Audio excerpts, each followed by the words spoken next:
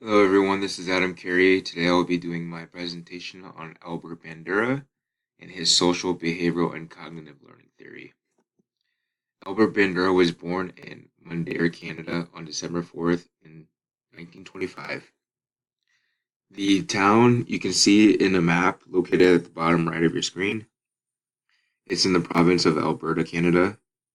The town only had 400 residents at the time when Bandura was growing up there. His parents originally immigrated to Canada from Eastern Europe. His father from Poland, his mother from Ukraine. Um, they were just teenagers when they came over to Canada. His father, excuse me, he worked on the Canadian Railroad. His mother worked at a general store in the small town. The town only had 400 people, so the resources weren't the greatest for school. His high school math class only had one textbook to share to go around. His parents didn't have any formal schooling either. Well, he did, but his parents didn't have any formal schooling. His father taught himself three separate languages, though Russian, Polish, and German, so he was pretty smart. Um, he had some unfortunate events happen during his childhood as well. His sister died during a flu pandemic. His brother died in a hunting accident.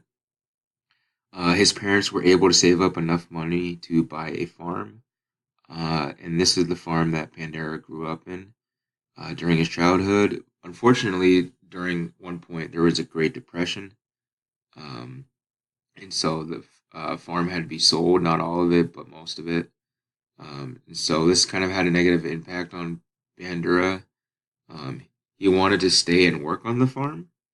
That was one of his options after high school, but he decided that that wouldn't have been the best opportunity for him, and his parents agreed. So he went on to college in British Columbia, which I have the University of British Columbia down here too circled, just to show how far away it is. But anyways, his educational experiences, obviously, when he was in high school and grade school, he didn't really have the greatest of resources. So he went on to attend the University of British Columbia and graduated in 1949 with a bachelor's in psychology. After that, he would go on to attend graduate school in the U.S. at the University of Iowa. If you look to the top right of your screen, you can see a graph pulled from one of my sources at the end of this in the references, showing a connection between Albert Bandura and the father of American psychology, William James.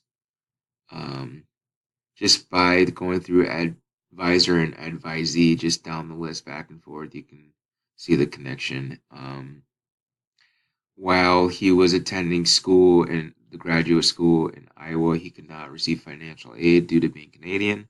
So he had to learn the hard way, like how to provide for himself. So he went to carpentry, and he also did some household maintenance and stuff for his actual academic advisor, Arthur Benton.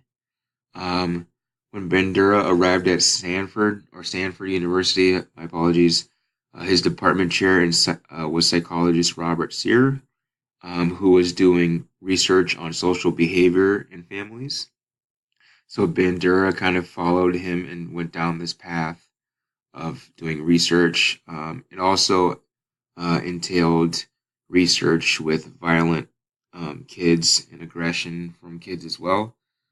So this would lead to one of Bandura's most famous work with the Bobo dolls. We'll get to that in a second, but um, Bandura believed that the current views of the day on social behaviors was incorrect. The popular view at the time was that of social behavior being a product of the unconscious mind. In other words, similar to a Freudian view. Um, so the Freudian view would have lead us to believe that our behaviors are determined by thoughts of the unconscious, and they're not predictable. And at the time, also, it was believed that violence and images of violent behavior was a stress reducer and would help people would help people drain the desire to be aggressive themselves. Bandura believed that social behavior was modeled after observant learning. He disagreed with the Freudian view that The unconscious mind is why we would retain and learn information. Bandura is more leaning towards observant learning. If you look at the bottom right, I will be playing a video while I talk of the actual experiment itself. Bandura experimented with the Bo dolls, and the children that viewed aggressive behaviors towards adults by adults were more likely to repeat that behavior in the future. Um, if a child sees a violent act by an adult towards a doll, they are observing the behavior and learning that the behavior is acceptable or allowed. Now, depending on how the child is, like mentally, and their cognitive thoughts and their ability to process information, that doesn't necessarily mean that every kid that sees a violent act is going to copy that. But most of the kids end up actually, if you see right now in the video, they actually mimic what the adults were doing. And some of them actually go a little bit further than what the adults were doing because they learn through observant learning of the possibilities of what their actions can create. The four most important aspects of being able to copy another person or mimic their behavior is the ability to have your attention grabbed, your ability to actually retain the information, your motor reproduction, your ability to actually move your hands and arms in a way to satisfy that you're doing it correctly for yourself. And then what's the motivation behind you wanting to copy the parents? Is it more of like you're following them because you're an authority figure or because it looks fun? So that's more of the social learning aspect of the theory.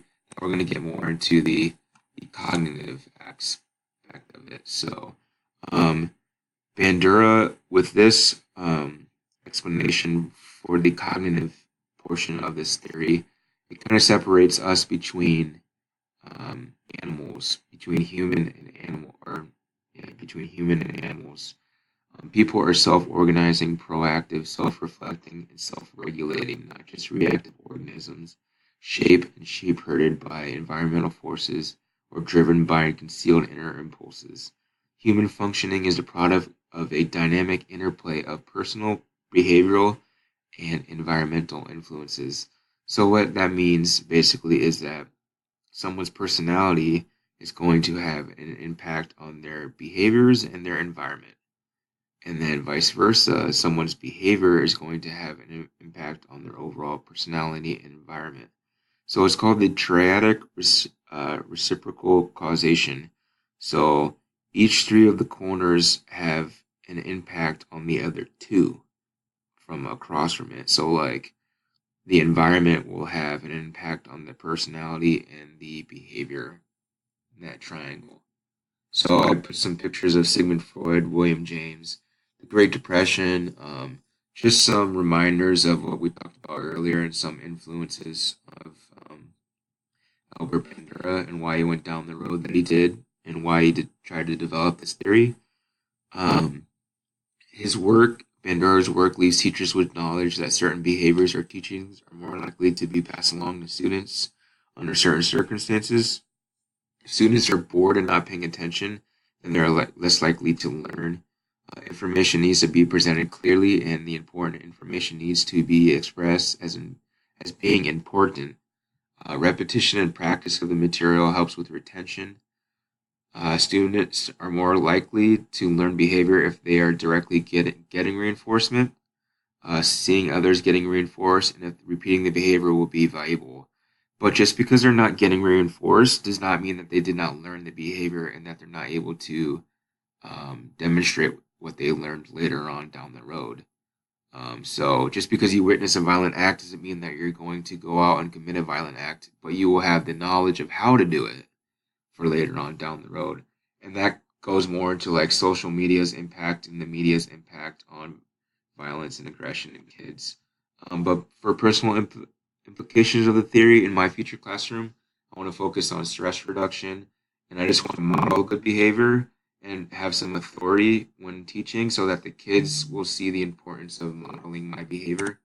And the one criticism I have of the theory is biological influences, like someone with autism and other biological factors that might have a negative impact on their ability to have a better life. Like, and then vice versa too. Just because all corners of that triangle might be perfect, it doesn't take into account biological issues that someone has. Like someone can have the greatest environment, the greatest personality, and greatest behaviors, but it doesn't take into account what makes them up as a person with like hormones and their biological aspect of it. So that's what I think that this one theory is missing out on. And here's my references. I know I went over time a little bit, but I apologize for that. Thank you for watching, and enjoy the rest of your day.